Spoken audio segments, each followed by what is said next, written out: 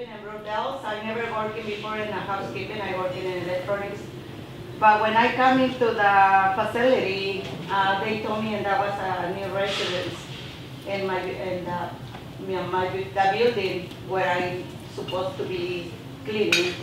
So my first thing was I went over there and I introduced myself to them and I say, I'm Raquel, I'll be your housekeeping in Mondays. And I can't believe it, I swear. That was a connection between me and the couple. And the first thing she did, she come into me and she held my face like this and she said, you're so pretty. You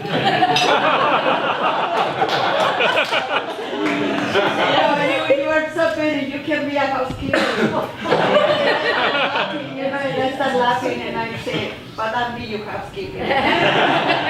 And so that was a very beautiful experience when, and like I said, that was a connection between me and her, and I spent most of my breaks in there with her, and she was very special, both. And but she, some way, we coming more like housekeeping and my boss because she paid for it, but. She not like it when she would see me working and she say I'm working too hard. She say I don't want you to work too hard. I don't want you to clean my bathroom. I don't want you to do this. But I want you to clean my bed because you're the best. In some way, she liked her bed in a certain way. Serious. She liked her pillows. Very comfortable, and she liked her bed to be, her blankets to cover her. She don't like it here. I start doing like this, and he said no. So I started doing like this. So when she moved into to the other floor, one of the managers, she looking for me and she said, Raquel, we need you over there. I want you to show the housekeeping how to make her bed. I said, are you kidding? Yeah. So for some reason, they sent me there 3 days. Cool. And she's so happy to see me, and every time when she helping her to paint, or somebody else, and her kids coming over, because he always said, my boys. He's so proud of our boys. Yes. She never said, my older son or my older, like that. She always said, my boys. And she always talking about her daughter-in-law. I always see her in there, and honest, working in those places is a big experience. And one of the things I not see often is families to come over to spend time on the residence. And I working, but at the same time I focus who coming and who not. And they're coming all the time. He there all the time. And they are the time. He's a happy guy. And he wasn't there when his father, before he passed away. And remember, he calling him Papa. And I'm there also, I cleaning his room, and I feel so bad because when the caregivers are not coming over, I just let whatever I do and I'm okay, and I go to talk to the nurse and I say, he need you. And I wish I can do it more for them because I really feel it in my heart. And I come very touched with them. And when Joy, she saw me in memory care, she's so happy. She's so happy. She said, oh my God, my friend is coming, oh my God. I said, Joy, I want to be here 3 days and I'm making you bed. She said, good. And I say, I'm sure your bed is okay. And so what can I say? It's a big experience, and I really love everybody there. Most of the residents. I feel comfortable to say I'm not the crazy one in there because probably I'm one of the millions in there to dance for the residents. I like dance. I dance for them, but it's not why I'm making things, you know. But the more experience I learning a lot. I learning and I'm not young anymore, and I know where I go. And one of the things I told my son, I said, be nice to me. That's too much. So I'm very proud of him. I'm very proud of him. Beautiful family. They talk about it. They are beautiful kids.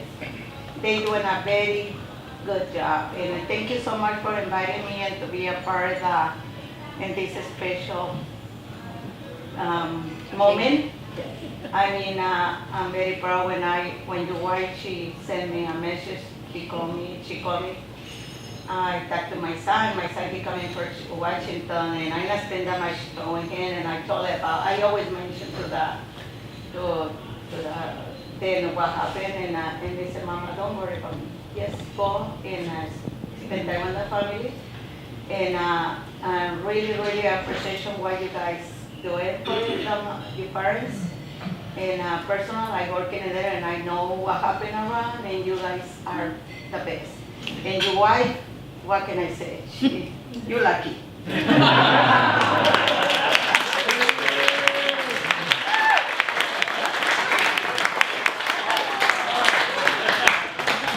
I have a quick story. So you heard about my mother's sort of academic background. It was sort of punctuated by raising kids and moving around the different places in the United States. She had seen it, and I would open, the routine would be I would open it and I would see straight A's, because she was the salutatorian at the university, meaning one gal beat her by just like a couple of points, but she was straight A's all the way through, so it was always A's, usually A pluses. And then I would look at the guys, and I would open it and just sort of close it back up and throw it over my shoulder. Oh my God, she did it again. So I want to thank my mother for leading by example without, beating us up over being lazy teenagers or whatever we were at the time, which you used to call us every once in a while, a bump on a log, lazy bump on a log if you weren't doing your homework. And God bless her for that. So, okay, other stories. Anyone else? Bruce, Godson. I'm the godson to Joan. Next door neighbor. What a person. When me and Greg were best of buddies, still are, after this many years, I would push him down and run. It's a big thing. I'd run in their back door and out the front door. And he could never catch it, but he could catch me now. But there was just the camaraderie of Leonard and Joan, of us kids, playing in the front yard.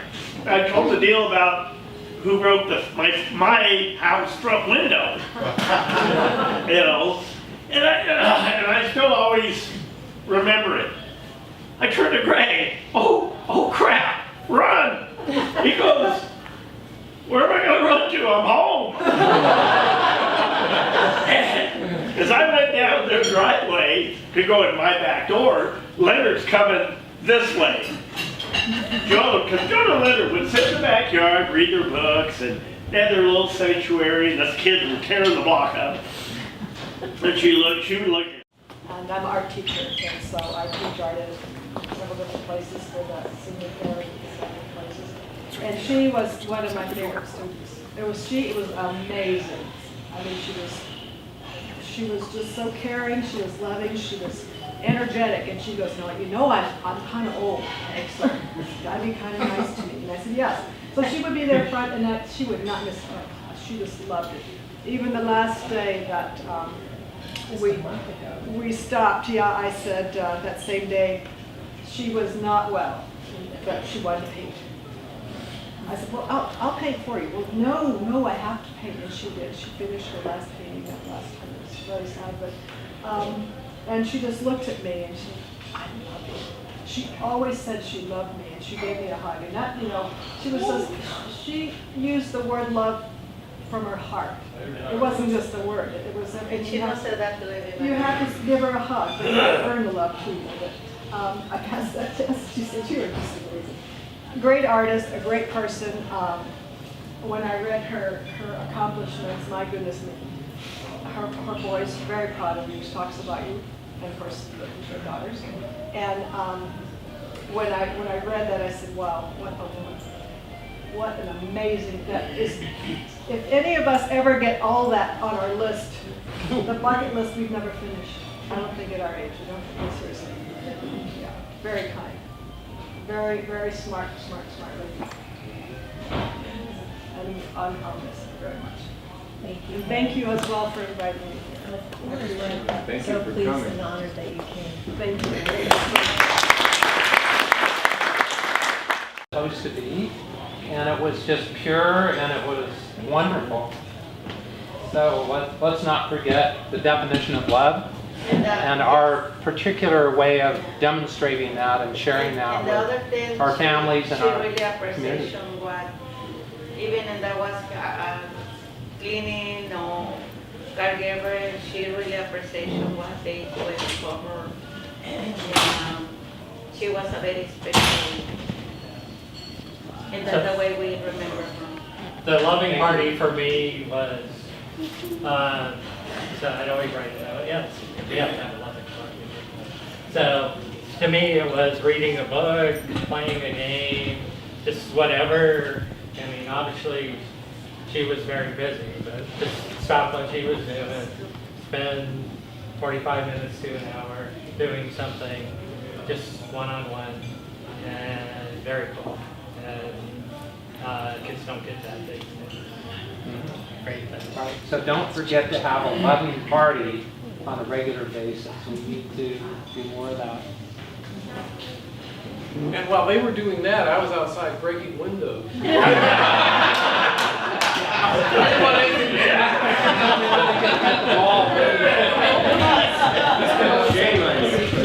Actually, that's the letter didn't do.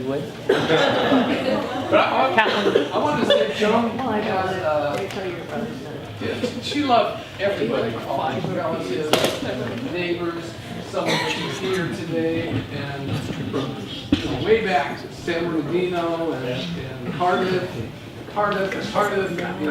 and Minnesota people, and just friends and relatives all over the world that she loved, and also Leonard. When I talk about Joan, this is also Leonard. And they just had that really love and care for everybody. Everybody, even their dogs. Even their dogs. Yeah, and that carried over through their whole lives, and that's why you're all here. That they did that. But she had a soft spot that I took advantage of. Here comes the truth. Leonard didn't have any soft spots, so when I wanted something like a new toy, or a bicycle, or something like that, I would go to my mother. She loved me. And then she would go to Leonard. So that was my way. He made the final decisions, but she was the engine behind the whole family. She was it, and Leonard was, doing all but so she would go to him and he'd say, okay, so let's get him a bicycle. Let's get him a new game. Let's get him a new toy. I had lots of games. Right, so, but when it came to sports, if I wanted a glove or a bat or a baseball, I would just go straight to Pop. And he'd say, okay. That's not a toy. So that was his equipment. soft spot. That's a necessity. Well, oh yeah, well he did. One little sport. I know, yours is. My problem with Thank you.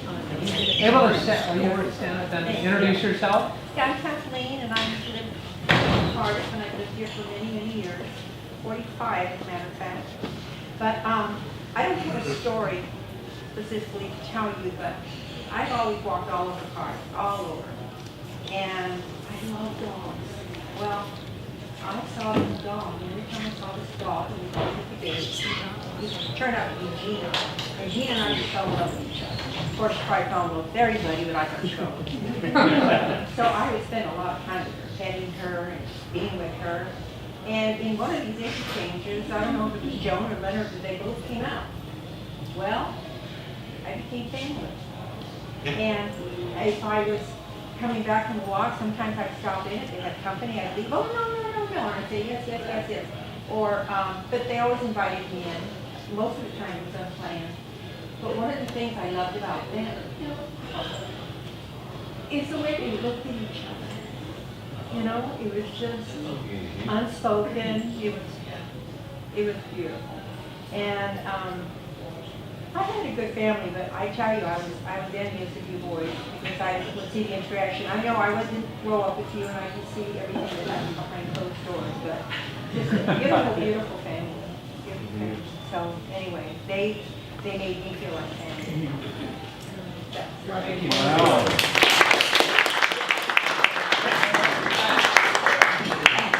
Kathleen and then Eleanor. I'm Kathy, I'm Greg's wife, and I have two stories that I'd like to share. You know, as young women, we think about our marriages and we want to be good wives, but no one teaches you how to be a good daughter-in-law. And I really have the best of mothers-in-law. And as an example, our second home in Corona del Mar had a pool, and Tony had just arrived, and you know, I remember Joan saying, what are you going to do? And I said, oh, I'll keep an eye on her. Because you don't understand what you don't know. And Joan never criticized me. She just started sending me articles, which you boys understand. Because she was big on that. And the minute Tony started walking, I'm like, holy cow, she's right. And I immediately went to the pool, and that was the end of it. But just rather than nagging me or scolding me or telling me that I was wrong, she's fed me information, and then once I learned what the deal was, I had a number to call and somebody came and took care of it. So I just love how she led me without browbeating me. And we always had a lovely relationship. The second story is much more recent. It was just last year at Leonard's service, and many of you were there. And I was sitting next to her in the sanctuary, and the priest came down and gave her the host. A lot of you probably aren't aware of it, but she had difficulty swallowing, and she was on liquids for the last year or so of her life. And so she opened her mouth, and he popped it in, and she had a smile on her face, and then she looked at me and went, I do. So she spat it out, and I put it in my pocket, and we all forgot about it. Until a few months later, and I found the host in my pocket. What you do, but it just was so lovely, because I got to think of him again and her again, and like, it's just life. And so she's lovely. I was so fortunate to have her for all these years as a wonderful mother-in-law. Thank you. Okay, Kathleen. Eleanor. I told Liz, I didn't know what I was going to do. Without trying. Oh, yeah, you're very emotional. I listened to all of the stuff. This is Joan and Leonard's neighbor, Carter. Eleanor. Let me get myself together. My husband's first wife was Joan's desperate. Interesting story. If I can get the rest of that. And then Joan told me that when he got married again, he brought her a second desperate. That was, I thought he was going to get up here and talk about him. But we traveled together. We had hobbies together. And the hobbies were fun because we mostly did things for our children. always know. Our hobbies for the benefits came to our children often, like cars and trucks, and trips. But I really miss Joan, and I needed her probably more than she needed me because she had a family. But mine were all further away. Because I came to Cardiff from Alhambra, and so it's, even though it's close, it's still far enough away to not be able to be as close as you might be. But she was my best friend in Cardiff.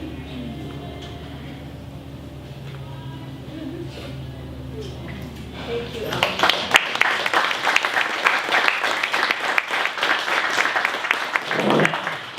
I'm gonna go here. So, making the baby. Every holiday, growing up, we got together, usually with Sam Pecchia and some cookies, their daughters could be here. So we always had a fun gathering for the holidays. So they got to go out and clean the yard and, vacuum the house and do all that. I got stuck in the kitchen with Mom. And that's how I felt about it when I was little. I got stuck in the kitchen with Mom. What? But it was actually the best thing that happened to me. Because I learned how to cook and put stuff together, and I had time working with her. And as y'all know, she was a great cook. And we had all kinds of family recipes, but most of them were in our head. They were never written down. So I, for 5 years, kept asking, please write the recipes down. Please write the recipes down. And somehow, one Christmas, we all got the Pecchia family recipe. You have one. Yeah.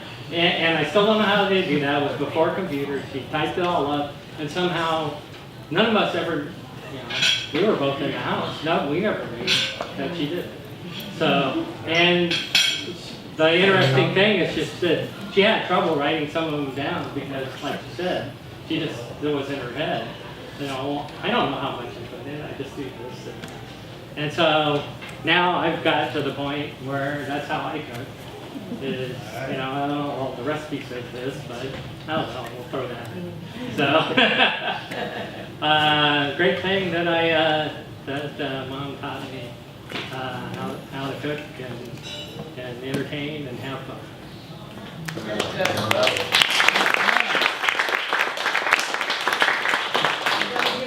Now that you're talking about recipes.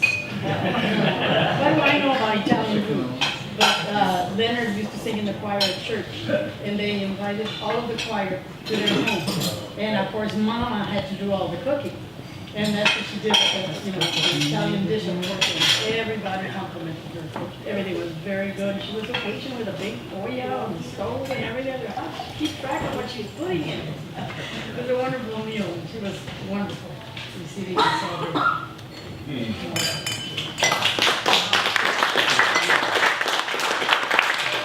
John's story. I'm Chris. John and I go back together since we were zygotes. Whenever there was family get-togethers, we were always the two littlest that were stuck in the back room somewhere, kind of forgotten about. But one of the stories, there's two different stories, but with respect to that, being stuck in the back room at various get-togethers and parties and stuff. And John and I would be back there. We were big on Hot Wheels back in those days. And we used to also invent a lot of our own games with different things that we just come up with. And one night we're at a party, and it was just one of those things where, it just was kind of a din in the background. You couldn't make anything out, just kind of, and out of the blue, you just hear this, whee! And John just goes, that's my mom. That was great. But tag teaming off of what he just said about the story and the cooking is, to this day, and in fact, actually about 2 weeks ago, we have, my wife and I, he stays with us a lot. We're like brothers, and we are brothers, not like brothers. And every year for the last, 25, 30 years, we have a second Christmas and he cooks a Pecchia linguine with lamb. Game's about 2 weeks ago, so you don't miss it. That goes back to Joan. So the we, what, that was over 50 years ago. That was probably, Yeah. We never knew what it was about. Never asked. To this day, if somebody's having a good time and I'm with Chris, we just look at each other and go, we.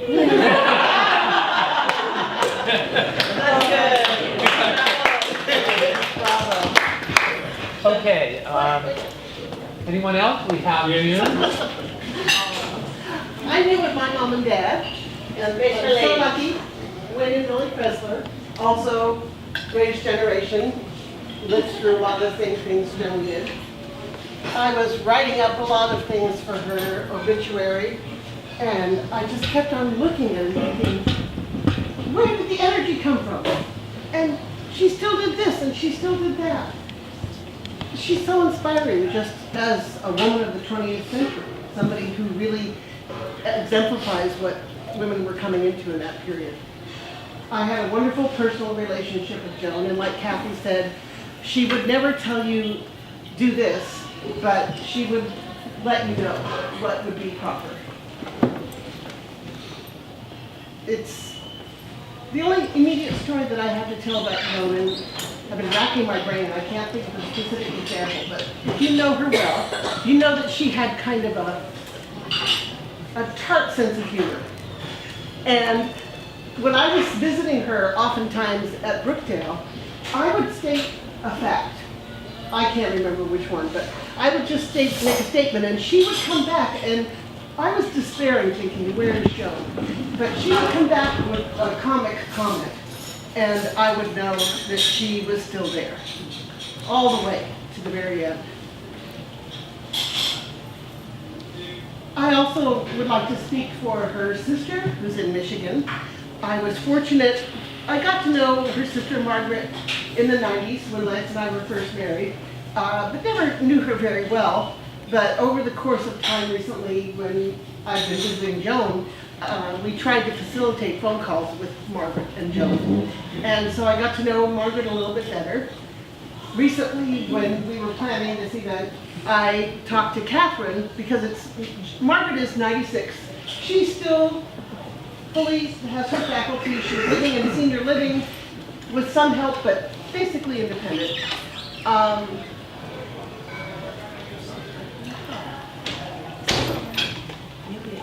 We would talk on the phone and help the two sisters catch up with each other.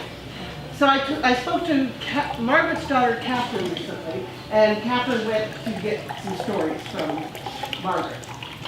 Catherine was the source through Margaret of a lot of the details that you saw in her obituary on the back of the paper that you got today.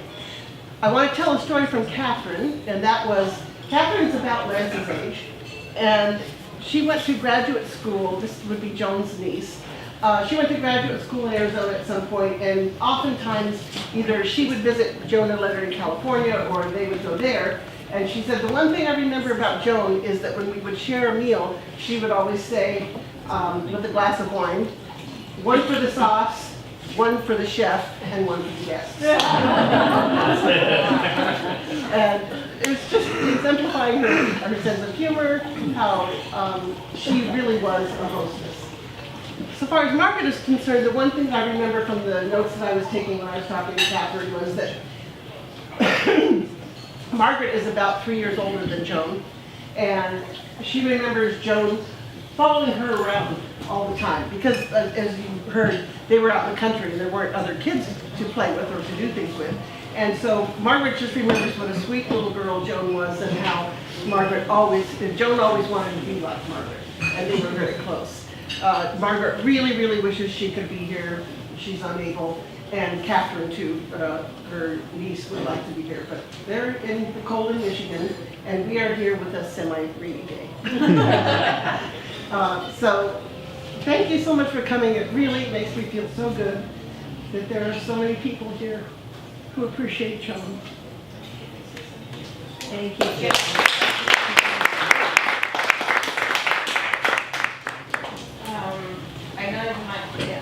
I doing my turn already, but I want to say thank you because like I said in the beginning when I speak about how I need her. And there for almost 4 years and I not seen many families with my mother. And she always talking about you. She's so proud about you. And there when you're calling her and you're making her appointments, and I'm there when she's talking to you about a lot of things. And she always talking about you. She always say she has 3 boys and she has a beautiful, good daughter-in-law. And personally, I see you there many times. And like I said, I really appreciate you. I have our parents in there, but they are not so much about that, and I had a lot of experience. And I know see many families come over and care. So you are very, very special person. You are. Thank you. My cousin Ellen Pecchia, Cosmotica, and from, yeah. So anyway, Ellen wants to say a few So words. I just wanted to say something. So what I remember from Aunt Joan, Uncle Ed, well, Aunt Joan mostly is her winnings, and you touched on that. Yes. About how she would join any winnings that she wanted, any lottery, anything, and she went. So, yeah. She was a professional contestant. I used to watch all the new cars coming to the truck, and there's a boat, and there's a ship around the world. And I'm like, how does she do this? I know, and I always try to learn. I was never as good, but like we have tons of things from Aunt Joan. It's wonderful that they shared all that with us. But another thing that I remember about Aunt Joan is you guys say, oh, she was such a great mother-in-law. She'd never tell us what to do.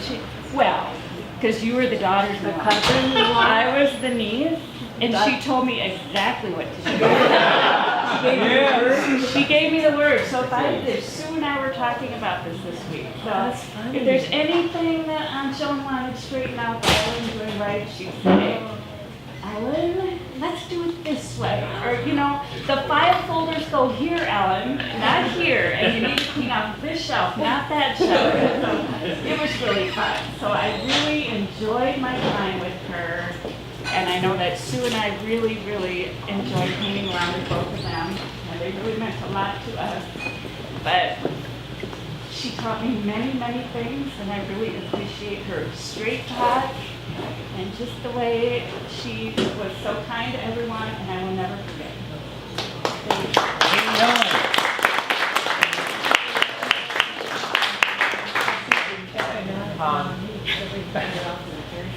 Joan's granddaughters, children, Antonia and Carol Ann.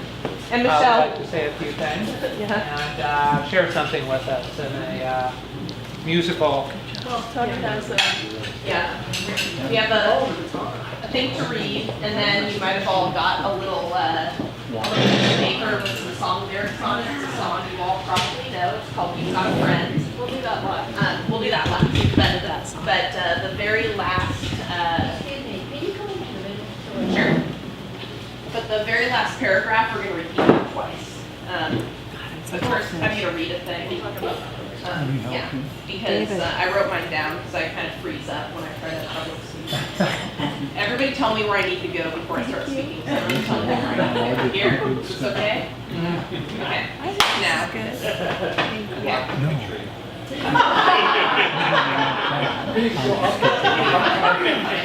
The lights kind of got my face looking. You'll be fine. Tony, can I preface a little bit? Are you joking or? On the story? How this particular song came up. Oh, wait. She has a speech first. Okay. And then afterwards. Oh, right. We'll do. Okay. See, the daughters are not free as Okay. Joan and Leonard were a united force in our family, the matriarch and patriarch of Pecchia. While Leonard, or Grandpa, no N or D, by the way, Grandpa, as my sister and I knew him, was the one in the spotlight most of the time. Grandma, also no energy, was just as deserving with stories of her own, but while not as thrilling or silver screen ready as Grandpa's war stories, will stay with me always. Leonard's passing nearly a year ago shifted the spotlight to Grandma's life experiences, and we all appreciated the opportunity to hear some stories from her life. Obviously, by the time this opportunity came around, her short-term memory wasn't the best, and almost all her stories were from her childhood on a farm in Bay City, Michigan, and her young adulthood around the time she met and married Leonard. One of my favorites is the one about the tornado that came through their property, picked up the corn crib clear off the ground and moved it 10 feet. Life in the country during the Depression could be tough, as we heard from Grandma's stories and read in her diary from 1936, the year she turned 11, which we found last week in Lance and June's house. It's over there if you want to read it. It's a little red book. It's I recommend you pick it up, but be careful with it, because you know, it's old. But it wasn't all bad times. There were cookies and coffee cakes made at home by her mother, Mariana Callenborn. Trips to town where new shoes were purchased, and 15-cent malted milks were enjoyed. I don't know quite how inflation works, but I think that's the expensive one, because she wrote down, she had said, like, we drank 15-cent malted milks. So those were good ones. Baby kittens were born, and family dinners followed by crowding around the radio to listen to evening programs and baseball games. She liked baseball from day one.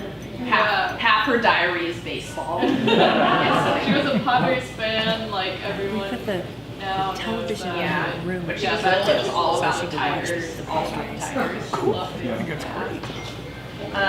One of the themes of Grandma's stories about her childhood that sticks with me is her talk of an air of prejudice in her small community, a distrust of outsiders, contempt for people who didn't share your beliefs, culture, or color. Grandma talked about this often and made no excuses for it just being a sign of the times. She spoke of beliefs like this with the same tone in her voice I imagine adults she grew up around used for outsiders. It was unreal how they hated, which is a direct quote from her. I wasn't surprised to hear these stories, but I was surprised that it was included so frequently in the smattering of memories from her childhood. Why this? Well, why not this? I asked her, not really expecting an answer, if she thought people today were still like that. And she thought for a moment and said, yes, I do think that hatred exists, but because people are more educated, there's less of it. Nature plays a part too, of course, but I think Grandma has a point. Education's important.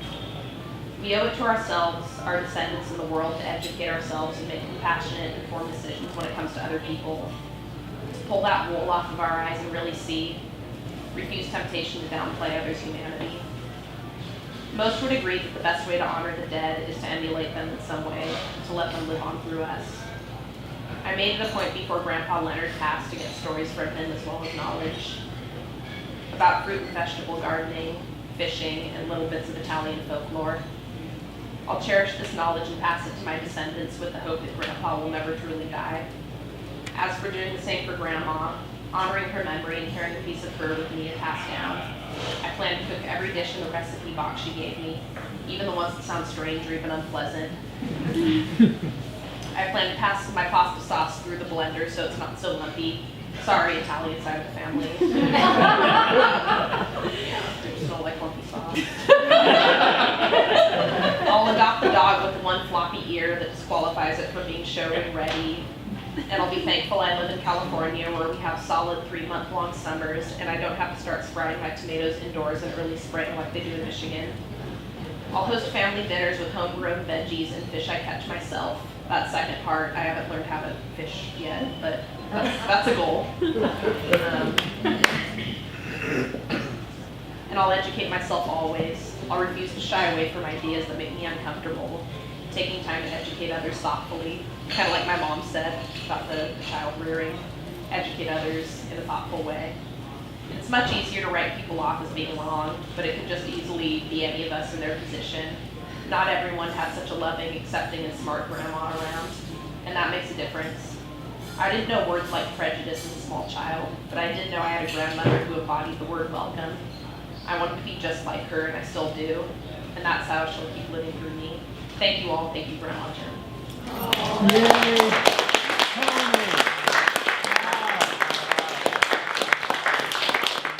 And now we're going to sing a song. In case you all forgot, I know everybody's had a little bit of wine. We're going to repeat the last paragraph twice. Dad, and please give your introduction because I didn't get it too. Tell everybody why this song is important. You know, when you have a loss like this, sometimes you're waiting for the full force of it to hit. And you're wondering, why am I not like crying immediately upon the news and at 1:30 in the morning or whatever? Most of us have been there at least once or more. So a couple of days go by and we're, Kathleen and I are kind of working through with June and Lance and John on arrangements, etc. We have a quiet lunch in the backyard and we're playing some music. And in comes this song, and it just all hit. And I think, as you think back on when this song was from the 70s, the early 70s, and for a lot of us, a shared experience of what was going on, and becoming adults and learning about life and about love and about friendship. It all hit at that point, and I wanted to be able to share that with you. So when my daughters asked, what would you like us to play and share with the group, it was this song. So yes, it's Carole King's You've Got a Friend. And you all know the words. We had just a couple days to prepare, so we appreciate you filling in. Yeah. And love, friendship, Yes. and caring is that more important things in life, because when you die, you're not taking nothing. The only thing you're taking is the memories and the love they left behind. And I want to say one more thing. I had Joan visit me in a dream last week, and she just was fully restored to herself, and she wanted to tell everyone that because she had lost kind of herself in the last few months, she wanted to tell everyone how much she loves and cares about you all. So, I'm sorry, I take it too much. My English is not that perfect, so even like that. The day before she died, I'm ready to go home at 3:30, and every morning when I see her, she was alone in the activity room, and she's sitting in the sofa, and she's weak. I know she's not feeling well. And I always go over there and I'm touching her and I give her a kiss. And she opened her eyes and say, I love you, Rocky, I love you, you're my best friend. oh, So, the day before she died,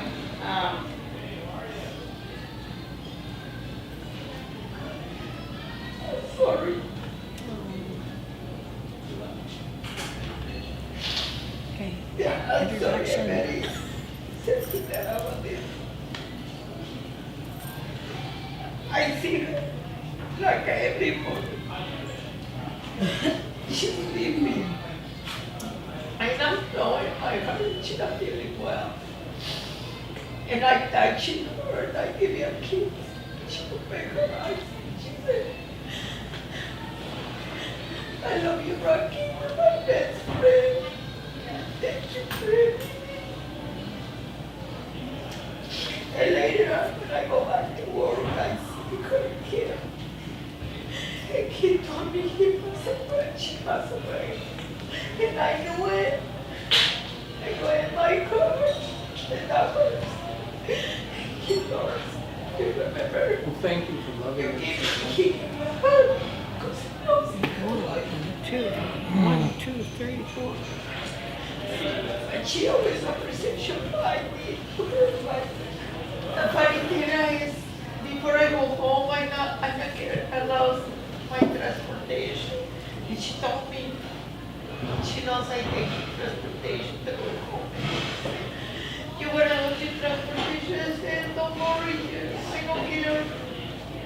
When I stayed there for 25 minutes, and I lost my transportation when I go love you, but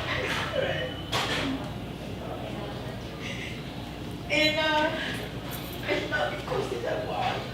I swear, I love her so much. Thank you. Yeah, thank you. And Thank you for her. thank you for letting me be part of this moment. I'm sorry, I can't. Okay, thank you, Roger.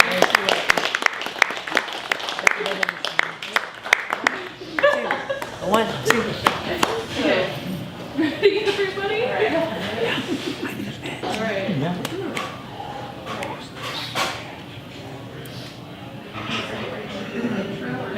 we're just gonna go right. When you're down and in trouble and it needs a helping hand and nothing is going right. Close your eyes and think of me. And soon I will be there to brighten up even your darkest night.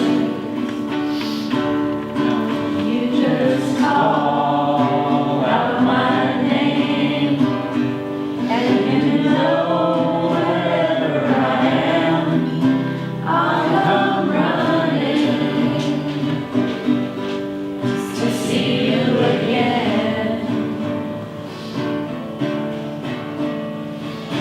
Winter, spring, summer, or fall, all you have to do is call, and I'll be there. You've got a friend.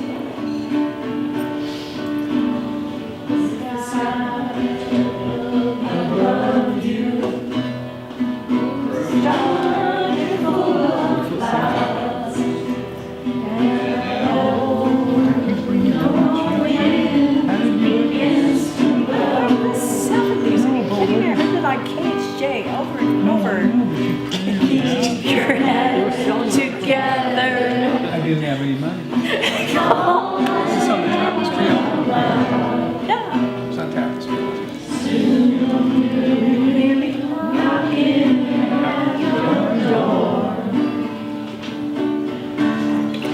You just call out my name, and you know wherever I am, I'll come running Yes, I will. to see you again. Winter, spring, summer, or fall, all you got to do is call, and I'll be there. You've got a friend. One more time.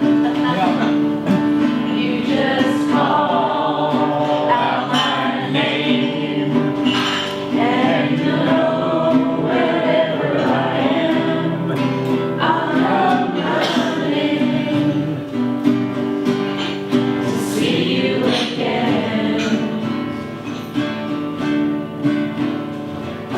Winter, spring, summer, or fall, all you have to do is call, and I'll be there. You got a friend. Thank you.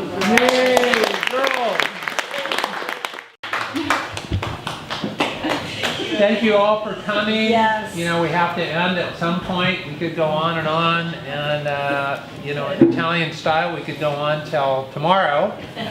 But really wouldn't want to express our appreciation to the girls for that musical award. Everyone who attended, I'd like to recognize you by name each, but in the interest of time, we will just give a general thanks for your attendance. Also the staff here, Fratellis, which means brothers in Italiano.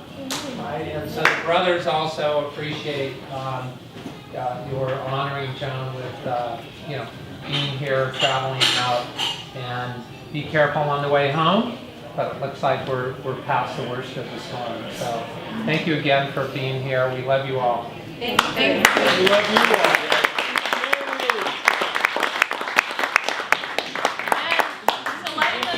To lighten the mood, we thought we'd read a couple of silly poems that Joan wrote. Oh, that's right. Yes. Oh, because Chris Lucas here requested last time, when Leonard passed away, we read a story that Joan had written about, or that was inspired by The brown rabbit. the bigger and better brown rabbit, which is kind of about this like prideful rabbit who like is really competitive and learns compassion.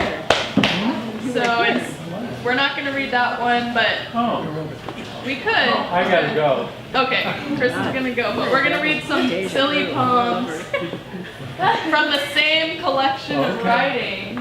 But I'll read the part, which I don't think I shared last time. So Grandma was always really supportive of us being creative. She was a very creative person herself with her writing, and she made for both Tony and I this like little notebook where she had her writing, and she left space for us to illustrate in there. So here's some like drawings that we made as little kids for her stories. And so like the bigger and better brown rabbit, she said, I was thinking about Grandpa when I wrote the bigger and better brown rabbit. Someday you'll figure out why it sounds like Grandpa, blah, blah, blah. So it's very cute.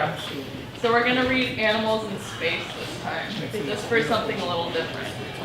So these are some fun poems that Grandma wrote. Yes. So kangaroos who ride in space and travel in a rocket never need to stop for fuel, they keep some in their pocket. The giraffe who joined the Space Corps now mans a satellite. He never gets a dizzy spell. He's used to all that hype. Lions never plug their ears when countdown goes past 4. The blast off never bothers them. It's just another roar. Elephants who fly on jets need no suitcase, bar, or grip. Bag or grip. They have a trunk that's ready packed to take on every trip. Good job. There you go. And lastly, the polar bear in orbit has a basic imperfection. It seems he's always headed north, his favorite direction. Wow. Thank you. Well, I think this can only number 5. I was saying to quote Joan from Leonard's service, where's the wine? Where's the wine? Where's the wine? Where's the wine? Oh,